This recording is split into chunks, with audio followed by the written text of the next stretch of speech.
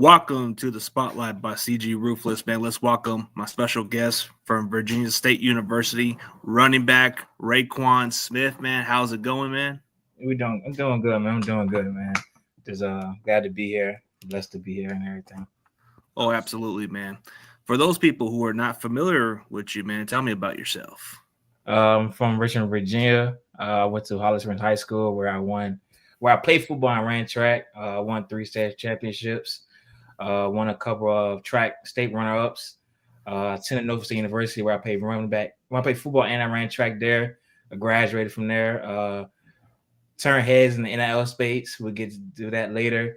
Graduated, transferred to Virginia State, back to my hometown area. Played football and ran track there, and now I'm getting ready for the next come up, and that's to be the draft. Oh, yeah, absolutely, man. So what really got you into football in the early part, man? What got me in football was, my whole family was athletic. I got 4 brothers, so 5 including me all together. My mom, all boys. We all played basketball, football, and ran track. So my dad ran track, played football too as well. So like it was always in the genetics in the bloodline. So I mean, I was destined to play football, play some type of sport anyway. Oh yeah, absolutely, man. So I guess if it comes with the genes, man, you just got to go with it. I guess. Yeah. What was the first position that you played when you started football? Well, I played basketball first. Then I transitioned to football. The position I played, I would say I think I was like a outside linebacker, I guess. I guess they put me on flag football. They put me on defense. I didn't even really touch the football and flag football. I was playing defense, catching the flag because I was fast. So they needed somebody to catch the flags to stop the person to run the ball. I can see why you're a little bit physical because you do have a little bit of that linebacker background a little bit because you know how linebackers, they get a little bit physical and tough, and you can read their tendency of where they're going to go at and how you're going to beat them. So, yes, sir. Oh yeah, definitely, man. So I see that you're about 5'9", 210. You're pretty built to take some loads here and there. But what are your favorite things about playing football at Virginia State, man? Oh man, what's my favorite thing is playing my football at Virginia State? Well, the homecoming for sure, but definitely the Lady class game against Norfolk State. So because since I played at Norfolk State, then me transitioned to Virginia State, we got a Labor Day class at football game where we play against each other because we rivalries. So playing against them, my old school, it was very intense, very fun. We got after it. The first year we won, we actually beat Norfolk State. Then the following year after that, they beat us. So it was a 1-1. But I could say that game and homecoming for sure, because just to bring the crowd out and get that win on homecoming day. Oh yeah. So what was the offers like when you were coming out of high school before Norfolk gave you the offer? Man, so with that it was a little situation because I just didn't have the grades. I stayed in trouble a lot. I did things I shouldn't did at an early age, and I didn't get right until going into my 11th grade year. That's when I figured out 10th grade, I figured out okay, I could go to college to play football because that's when certain schools started getting interested in me, like Virginia Tech and different schools would start wanting to talk to me. And by then it was my grades was already, it was iffy. So I would go to camps and run fast. I run 4.46 at camps and all that stuff, but my grades went up the part. So they couldn't offer me up. So I just had to just keep grinding, get my grades up as high as possible to hopefully get the offers, but by the time I got my grades up, it was just a little too late. Yeah, it happens, but I guess the journey keeps going, man. So whatever gives you a chance and all that stuff. I mean, as a younger kid, man, we all ain't perfect, man. We all make some mistakes. We all learn from our stuff in our past. So we all mature and learn to evolve. But like they say, life goes on, man. Yes, sir. We gotta follow where the Lord takes you at, man. Maybe it wasn't meant to be. Yeah. But okay, so what offensive style fits your skill set, man? What was the style that they played at Virginia State for you? At Virginia State was more like the same as Norfolk State. We did a spread offense, 3 wide receivers, 4 wide receivers. And more Virginia State, we did a little more RPO, inside throw it, or we'll spread them out, run inside zone. More stuff like that. When it came to my play style, I was more good coming downhill running. I could get around the edge too as outside running, but I always wanted to make sure I could show my skill level playing all down back, so I could play first down, second down. When it comes to third down, 3rd and 1, or 4th and 1. I'm really the guy they call on because I'm the more the bigger set, so I can get that first down, carry it a little stronger, and I can catch at the backfield as well too. Well, that's a good important trait for some of the spots. I mean, I see that you can pass block, you can do a little bit of everything. I mean, it seems like they can count on you catching the load a little bit. So like, what do you describe yourself more as, a power back, scat back, or one of those third down backs? Man, I think I'm airy. I think I'm all three for real, for real. I could get around the corner. I got speed on me. Ran 4.4. When it's downhill, I front squat 4 or 5. My legs is good. I could push a power. When it's third down, I can catch the ball at the backfield as a flat route or as an option route. Or if they need me just to block, just protect the QB, I can max protect, make sure he don't get touched. I mean, I do it all. I just make sure I do enough to make sure my team could be successful. Like, I don't have to get the ball every time, but me being in the game just to protect my QB or just get open or be decoy. Maybe I get 2 people on me to get somebody open over top. I mean, we all here to win the game. So no matter what, if I get the ball, don't get the ball. If we win. Yeah, I mean, you seem like a team player, and plus, you do whatever is necessary. I mean, I would figure maybe there's some teams out there interested in you, but has there been any NFL teams that have reached out to you or even met with you, or no? I only talked to 2 right now. As far as I went to the Tropical Bowl, talked to Green Bay. Then a few days later on, few days before, I got some inside word with the Rams. This time about how they just if anything do happen, it will be like a UDF or rookie mini camp. And like I tell everybody else, is like any opportunity is good. Yeah, any opportunity would be good, especially like in Green Bay. They might find ways to use you in different ways, but then the Rams, they're probably going to need a complimentary back for Kyron Williams or what's his name, Blake Corum, one of those other running backs. But I think when it comes down to it, you seem to fit exactly the system. So what the Rams are running, the Niners run exactly the same exact offense, a similar way. And I think you would probably fit pretty well in those type of system. But I think I can see why Green Bay might be interested in you because, I mean, they got Josh Jacobs, right? They got some other backs, but I think you'd probably be a nice complimentary for them. Yeah, I know. They got one HBCU dude there. They're going to Emmanuel Wilson. He went to HBCU. So, they trust HBCU running backs. So, hopefully they trust another one. Oh yeah, that the one guy you're talking about from the Packers. Yeah, he played pretty well. Wilson, yeah, he was pretty good. He had some opportunities and then all that stuff. But yeah, it's kind of interesting that a team like the Rams, even from our division, might show interest because if you can play well under Sean McVay, you have a chance to get on the field. Yeah, for sure. Just all these days, you just need opportunities to show. Yeah, he would have to get all the opportunities, bro. Even from a small school, but so. For all those years in college, man, so when you went to do some tracking, how did it translate on the football field? Some people would be like saying, man, track speed don't always mean everything on the football field. But how do you translate all that to the field? For a running back, it means a lot because once I get in open space, I'm not getting caught. It's just simple as that. I got pull away speed, I got burst speed. Just when I'm in open space and I make somebody miss, I'm really probably gone. That helps me out. Make sure I could keep up, making sure I get away, pull away, because that's really it is for running back. Like, do you want to break a long run 80 yards and get caught, or you want to break a long 80 runs and score? You want to break a long 80-yard run and not be touched. Yeah, that's gonna separate from winning the game or losing the game, because you could break an 80-yard run, get caught at the 10-yard line, y'all don't score, get 3 points. That causes a win and lose. So it could. That's all I'm looking for. Yeah, it could definitely. So what was the advice you got from NFL players who reached out and gave you some advice for the next level? Most of the people do the same. Just keep grinding, keep working, and just trust the process. Because at the end of the day, like coming from a smaller school, you always gonna get overlooked. Aspects like probably the Power 5, P4 or P5 level these days. And, it only takes one coach, one person to take a chance on you to give you that one call. So, most of them just saying is keep going and keep going everything. And like I said, and it was like, if it doesn't work out in your favor, you stick up all other opportunities from like CFL and UFL, like you could take a chance and just work your way up. Like I said, any opportunity would count. Like even if it's for NFL, the UFL or the CFL, like no matter what, I'm gonna take an opportunity no matter what. every opportunity, you just got to take full advantage of it. So it's like, even for one little rep, it makes a huge difference. Like you can make one big run, and they might just think twice and say, you know what, we might need to play him. Yeah. But I feel like with the most experience in college, how do you feel like the COVID year was an advantage for you guys? Because you had an extra year to be seasoned and all that stuff.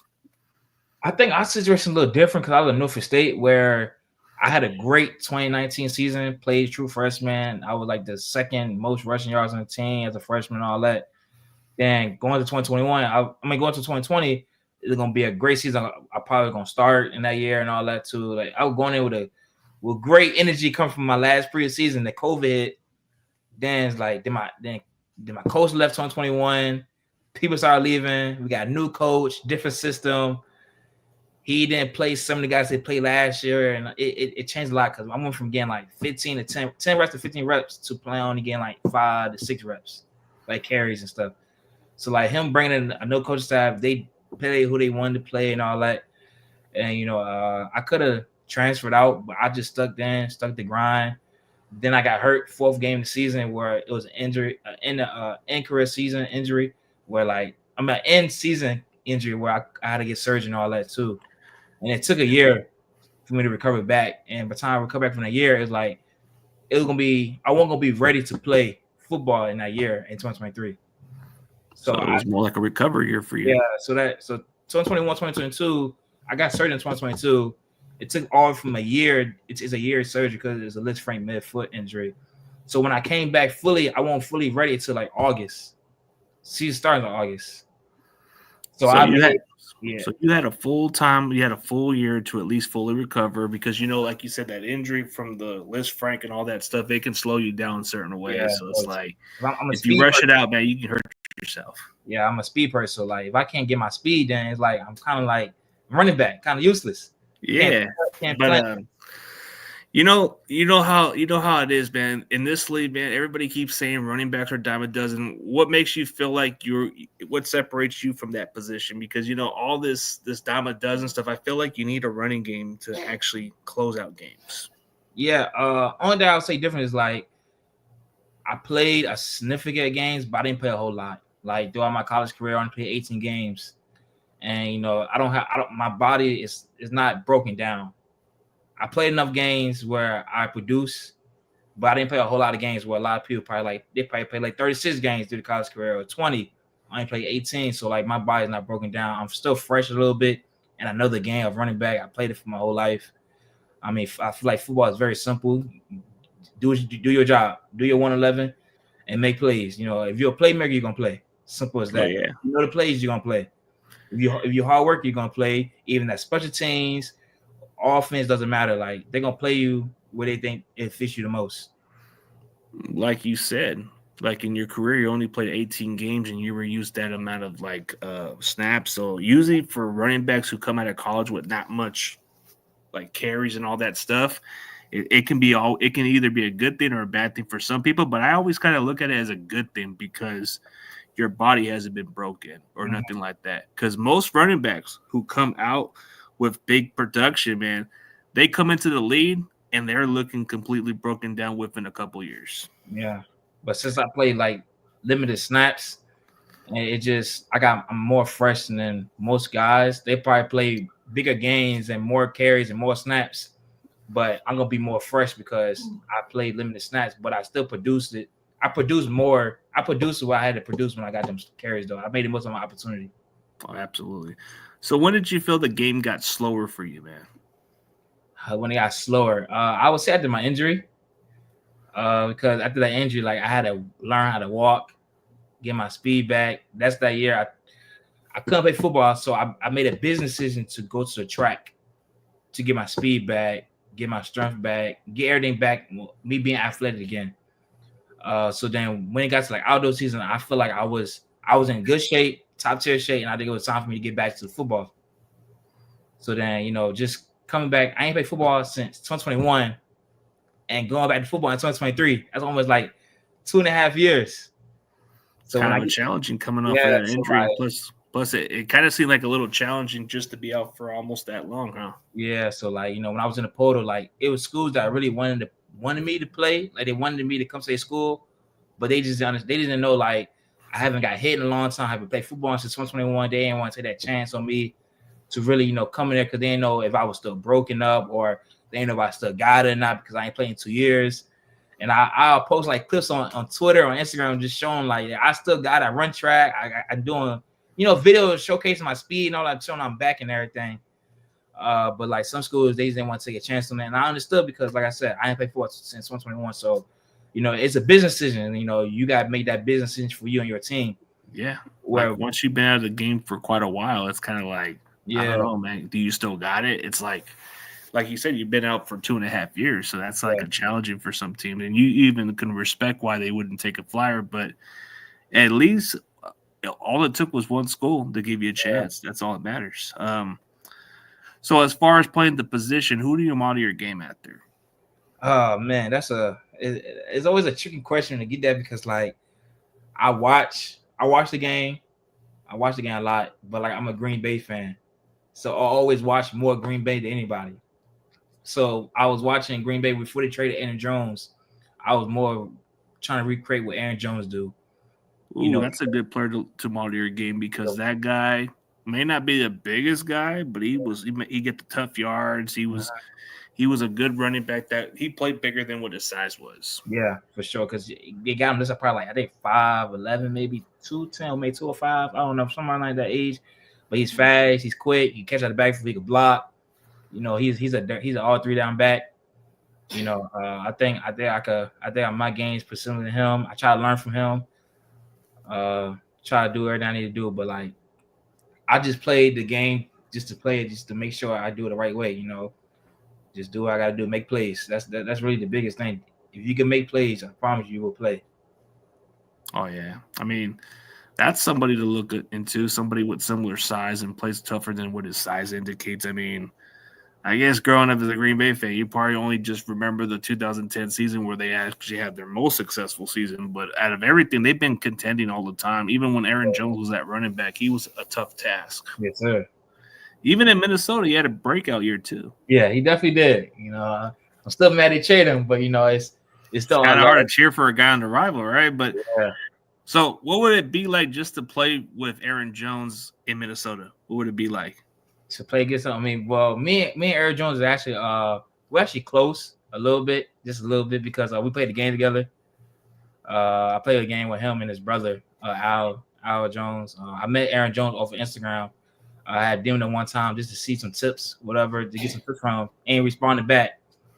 And we being slightly cool since then. He gave me his number and everything, so I feel like we was good people. So we always keep in contact with just a little bit. I stay touching him, he stay touching me. Say happy birthday back and that stuff. Just the little small talk. As a little small talks here and there. So what was the advice he gave you going into the NFL? Consistency. That's true. Gotta be consistent to play the NFL. You can make a play then, but can you be consistent at making the same play?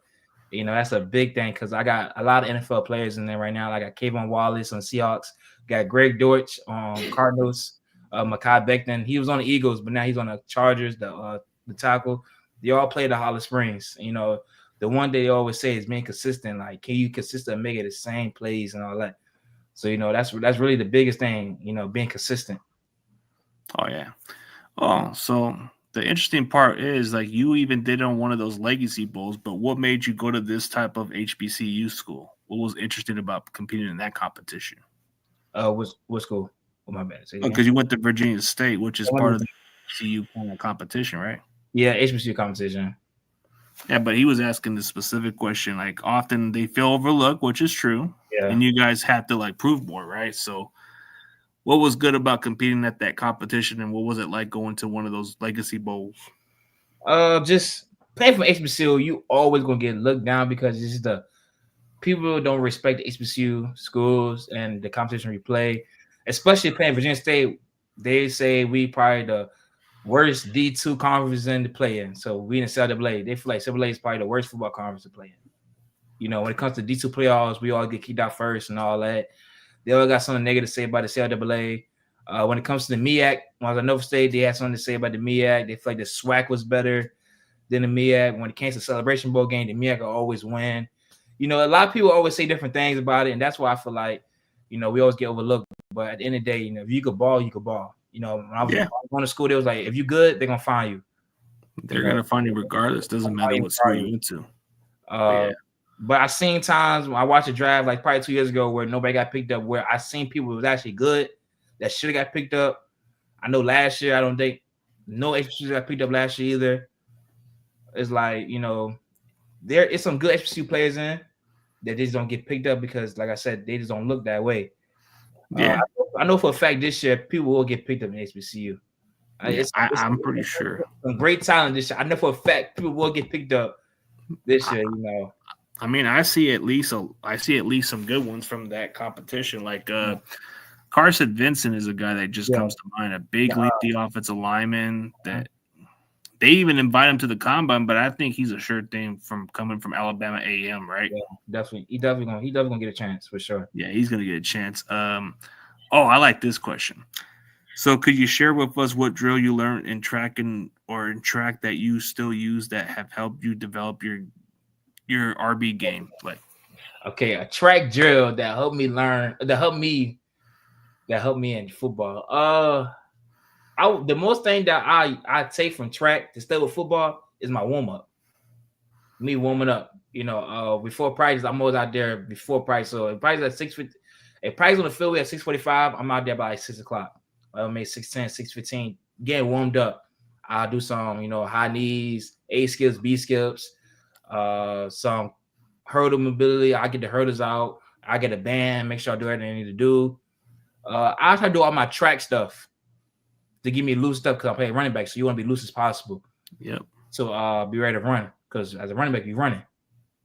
So that's really what I took from the track and just my warm up and just learn how to stretch and learn how to get loose real fast because you're gonna stretch again with the team. But I rather stretch beforehand, so I'm already get ready so I can stretch anymore. Yeah, workout, a little pre-stretch. Yeah, those little stretches and those little warm-ups, but sometimes those little track jumping things, sometimes they do out of natural skills, but it depends on how you use it as a track, like you say. Oh, I like this question. So we'll get to the rapid-fire questions and common sense very soon. If you could run for a touchdown against one top NFL team, past or present, who would it be? Let's see. That's a great question. I mean, who's the? That's easy. If we talk about presidents, I want to go against the Super Bowl champion. So the Eagles. Okay, I'm going to say Eagles. Yeah, if I was going against the Eagles, I fly them the man. I fly them against the Eagles. Simple as that. Eagles had a choice defense this year. Come from last year, they had probably the worst defense. So coming down to the best defense. So definitely Eagles. Oh, now this is a good one right here. So, who has the biggest impact in your progression as a football player? Like, who helped you as a football player? I would say, man, everybody helped me become a better football player in their own way. Just like starting at an early age, I did my pops died out 12 years old. Like I just had so much mentorship throughout there, like keeping my head straight and just trying to help me become a better person, a better man at an early age, and just mentorships from coaches, administrators, my friends, family. I just feel like everybody helped me in their own way because everybody gave me advice that helped me to get who I am these days. Absolutely. So here's another good one. So I guess I could put that into how do you prepare for preparation, all that stuff. You know how the times like hours before the game. Yeah. So how do you prepare for your opponents and how do you spend your free time before you get ready for those games? Very simple. I mean, when we wake up, do it as usual, brush your teeth when you wake up and all that. I watch a quick film again just to make sure that the people that we scouted do our practice.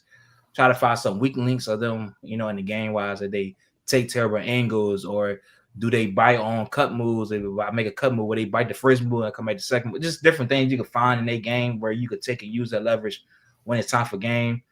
Listen to my music, stay quiet. I really don't. On game day, I don't really text nobody back. I get a lot of text messages, but I don't text nobody back. So I stay focused. Only thing I do is send out the link of the game since my parents are friends so they can watch it. They're not coming in town. Most of the time, I'm just locked in. Especially if it's a game that we need. Every game is a game we need, but one of them games, like a rivalry game or homecoming, like I'm always locked in, trying to stay focused because I know in Texas hand, like we here to win, we here to do what we got to do. So, yeah.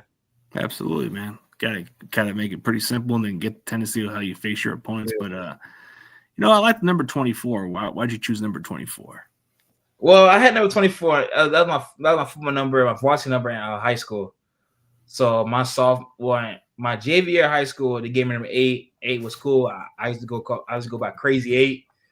But going to varsity next year, our QB Javon Carter had number 8, starting QB, and I won't get an 8 because he started QB. And I was a sophomore going to varsity, so they gave me 24. And ever since then, I had 24 sophomore year, 11th grade year, 12th grade year. Got to Norfolk State. A senior had 24, but he didn't play. And I asked for it, and they was like, nah, they gave it to senior, so they gave me 23. So I was like, okay, cool. So I stuck with 23 in Norfolk State. I didn't really want. I wanted 24. Then I got to Virginia State, and the first number I asked for was 24, and they gave it to me, so I got back with 24. I mean, 24 was the number that I got. They gave it to me. I just rock with it. That's the first number they gave to me. But my first college number was 23, so I always remember 23 as well because that's the first college number I got too as well. Oh yeah, I mean 24 just sounds like a cool number. But what's your nickname in football? What did they give you? My nickname in football, I go by Rabbit. My nickname is Rabbit. Yeah. So, well, you got the rabbit hairstyle a little bit with the little bunny. But I mean, if you ever just look on Google and type of like Rayquan Smith Rabbit, it like hopefully I think a story will pop up about why they called me the name Rabbit because I think there's a story out there why they gave me Rabbit. But a quick story is rec league. One of my coaches we did a conditioning drill where it's called Catch the Rabbit, where everybody lines up, one person in front of everybody. And he has a head start. You gotta catch him. So he go down, touch it, come back. You gotta catch him before he finish. And nobody could catch me. And they gave me the nigga. They was like, man, we gotta call this dude Rabbit. Nobody can catch this dude. And ever since then, it stuck with me since from rec league all the way to now. Yeah, kind of fits your nickname, and plus the rabbits can be a little faster than most people. So yeah, I could run, I could jump. So. What's up, Doc? Yeah, right in, man. So how do you tune out the crowd noise, man? Like as an opposing team, tune out the crowd noise. Yeah, like tune out the crowd noise from. Now, when I step in that field, I ain't listening to the crowd. I'm locked in what I need to do. It's like in track. I'm so used to in track because I ran track where when you're on the line ready to run, you can't listen to everybody. All you need is you need to focus and listen to the gun.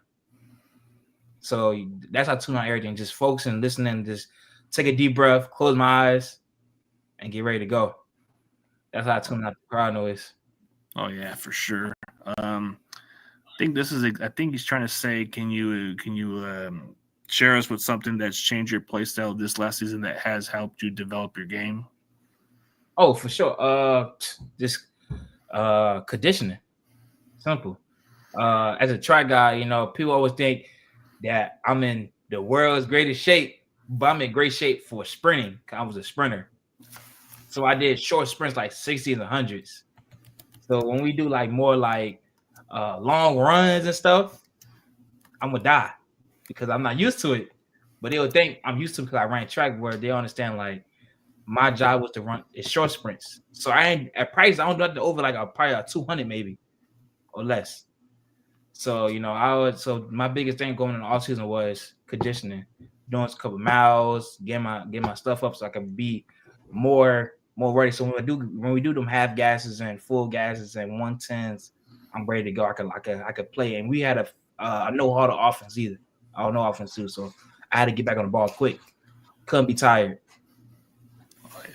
So I guess the conditioning got you better because you were able to finish those plays instead of getting like I guess some people have to have a lot of conditioning to where they can stay within the game or something. Yeah.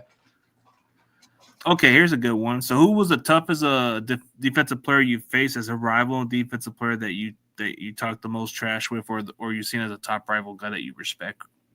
Man, well, at Norfolk State, the hardest defense we played was Wake Forest. Man, those dudes was hitting. I could tell the difference of the weight room class for sure. Because they safety was like 6'2", 200 coming down full speed. I say, these dudes are hitting. but you gotta play. You know, it's ACC versus me at. You know, those dudes is hitting. I scored a touchdown against them too. So I was like, yeah, I can stick with the big boys a little bit. Playing at Virginia State, I say playing against Nova State. We were talking crazy. It's a rivalry game. You're talking back and forth, the chit chat and all that stuff. That's how it is. You gotta lock in. Or you could say against Virginia State versus Union. That's another rivalry game too, because Union it'll come out to the last wire as well. Whoever wins that game is gonna win the championship. CLA championship. We both win we both winning like 9-1. So whoever wins the game gonna win championship. So now it's at 10 games, the rivalry games down the street. So those two games, you know. Oh, absolutely. So, what do you have a touchdown celebration or no? Do I have a touchdown celebration? I'm more one of them TikTok kids. You know, I celebrate. I do a dance that's what's popular. You know, if it's a popular dance out there on TikTok, I try to do the dance when I score. That's what it is.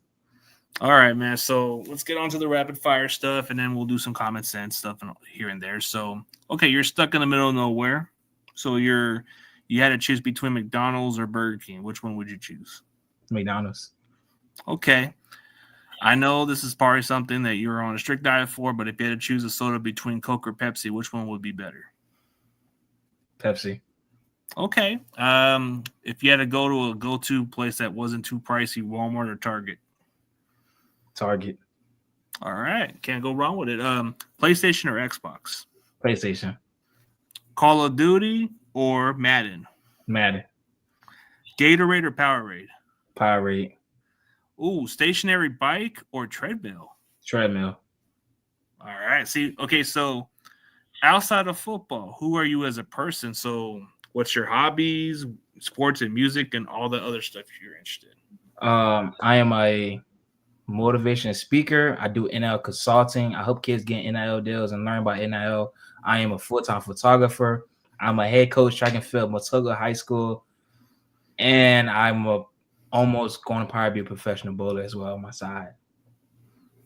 Okay, so what's like your backup plan as far as like, you know, like you got college major, what's like your backup career plan? Because I know football is the priority, of course. Yeah. Well, I'm getting my master's. I graduate in like 2 or 3 weeks, my master's. My master's in media and everything. So right now I'm a full-time photographer as well. I'm gonna do a lot of more consulting as far as like going to different schools and speaking to different kids and athletes and about my story, my journey, and how, you know, talk about my story and tell them how, you know, grades matter, staying out of trouble matters, and make sure everything's good. So you don't gotta end up in the situation I was where you got colleges that want to offer you, but you can't offer because you got bad grades. You know, just telling my story and how I can help them to get better. Just a little mentorship and all that, and just, you know, helping people. I just want to help people make sure they do it the right way. That's a good way to be, man, because we all like somebody that can help us along the way. So what kind of movies do you prefer, comedy or horror films? I'm more of the detective side. I like crime shows, like Law and Order and like 911. Yeah, that's something my mom and my wife likes to listen to. Yeah, Law and Order, all the other stuff. Yeah, I like stuff like that. Oh yeah, for sure. So if you could have a meal with a celebrity, alive or dead, who would it be?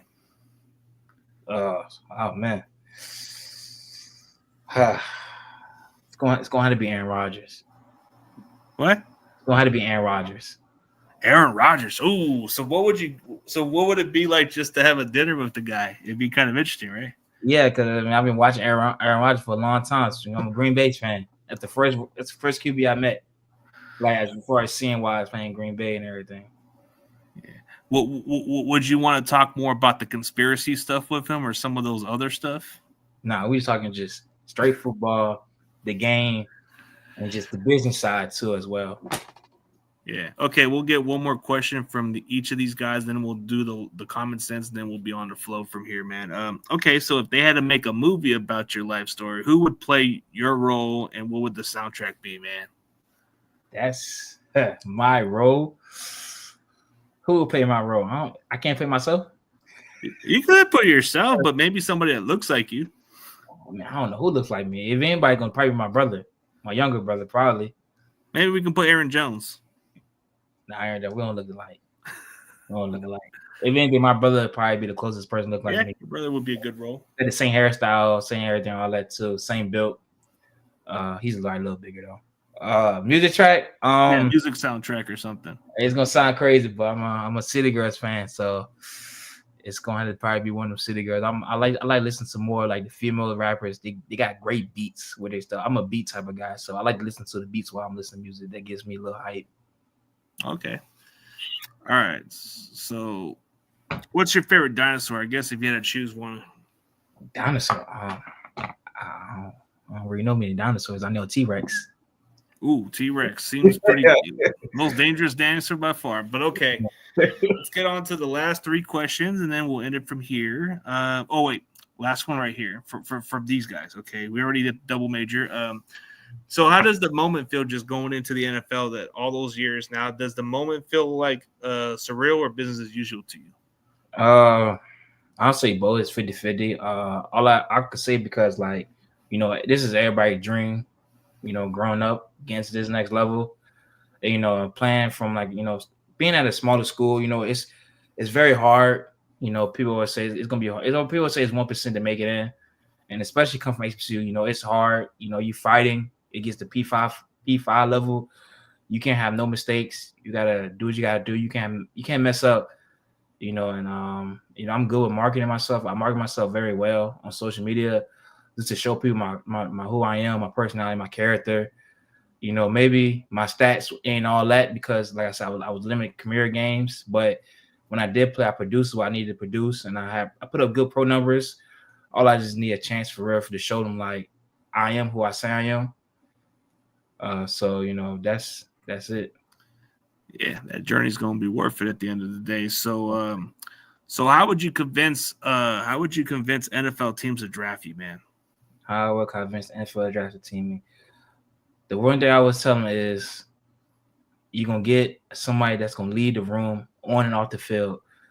Like I could play special teams, I play running back. At the end of the day, like you need somebody that can lead people as far as like just on the field, off the field, in the locker room. Fan favorites. Just people you could trust. If the coach could trust you, then that would go a long way. I'm very trustworthy. I'm very eager to play. I do what I need to do to make sure I can play. Coaches could trust me as well as too. So when it comes to that, and it's 3rd and 1, it's 4th and 1, they're gonna put in the guy they can trust. Simple as that. Oh yeah, that sounds convincing. But I guess for Grandizer, I guess we can try to see if you do your team school spirit. So do you know their fight song or no? Do I know they fight song? Not, I don't know Virginia State. I know they like mottos like "Greater happens here" or Hell State. Oh, here's how you say it. Here's to our Trojans victory. Here's to our Trojans win. Here's to our Trojan enemies. Who dares to try and win? I never heard that before. That's what the song. That's what. See, Grandizer is one of those Google guys who just looks at the team's fight songs or something like Oh, that. let's see. I ain't never heard that before. Maybe the band be saying that stuff. Yeah, I guess that's kind of. I guess it is what it is. All right, so you guys are down by multiple touchdowns going to halftime. What would be the speech to get this team to come from behind to win this ball game? Oh man, we go in the locker room. We always say we got to say, look, man, it's 0-0. They might win the first half, but we can win the second half and still come on victory in top. Simple as that. We could be down 21-0 or 28-0. It's 0-0 going to the next half. We got 30 more minutes of football. We could like it, man. We either won it or not. So, okay, so the game can be emotional, and teammates can go through something in the sidelines. How do you deal with a situation that's a little bit out of hand? How we deal with a situation on hand is just we break it up. We go over there. Certain people talk to them. Some people talk to them. We get it straight. It's not more. We don't do all like more stuff on the sideline. If you got a problem or whatever the situation is, either fix it now or just don't play, because we are trying to win. We don't need nobody pouting because you're not getting the game or you're not playing that much now. Like we're trying to win the game with whatever it is. So if you got an attitude or whatever, either fix it or go in the locker room and take the stuff off. Because at the end of the day, like we're trying to win the game. and you pound because you're not getting the game and all that. And what should we understand? Yeah, we probably do need to play more, whatever that. But at the end of the day, like if we winning, we winning. Oh yeah, absolutely, man. But I guess we can just go with the last one. I don't know if we said this question right here before. So, what makes you stand up from the rest of the prospect, which the running back position for you? Versatile. I don't think I'm probably the most versatile athlete in the draft. I played 2 sports. I've dominated at both sports. I'm very athletic for my size. I'm 5'9", 210, 215-ish. I ran track. I did long jump. I did shot put hammer. I played running back. I, I did spring ball. I did ran track with spring ball. I did football. I ran the track. Came back to football. Went back to track again. Ran football again. Versatile. I only had one injury during my whole career, and that was the foot. I stayed healthy through after that. Probably the versatile athlete out there, man. When it comes look at my film, I got track film. I got football film. I got speed on me. I got strength. It just, yeah, like when you look at it, I'm versatile. Like I don't think it's another dual sport running back in the draft except for me. Oh yeah, absolutely, man. But dude, definitely appreciate your time, bro. I know that this is a long journey and it's worth all those hard works of yours. But one last question. So all those years in college, what do you take for all those years in college that you can improve on going into the NFL? The most thing I would take going to the NFL is just trusting the process. It's really like you're not when you first get there, it's not gonna be as easy as you think it is. You gotta grind out. You gotta grind, you gotta trust it. And when it's time, make the most of your time. When I first went to college, I thought it was gonna be easy like I was in high school. High school, I only lost 3 games. I went 57-3. Going to college, I lost 6 games in a row. That is a humbling experience. So, what I learned was from narratives gonna go as right, narrative gonna go as planned. But if you do what you gotta do, make sure you do what you gotta do, other people gonna follow behind. And that's how you gonna win games. Absolutely, man. So whatever happens from here, man, whether you come into the Bay or not, man, I'm definitely rooting for you to succeed, man. And for everybody else, this is Virginia State University running back Rayquan Smith, man. Do not overlook this guy. He might just outrun you, or he might just run you over like a freight train, man. You never know. Yes, sir. Oh, and definitely for your social media platform, man. So for your platform, tell everybody where they can find your social media platform. On all social media platforms, it's my name, Rayquan Smith. You can find me on all platforms by my name, Rayquan Smith. All right, there you go for your Twitter, which we already follow each other, and your Instagram. So you guys want to go check them out? Definitely go check out Rayquan Smith. He's a great story. Hopefully, this guy makes the most of his opportunity, man. And I'm more than happy to cheer for you, man. But for everybody else, man, thank you guys for tuning in, and we're out. Thank you.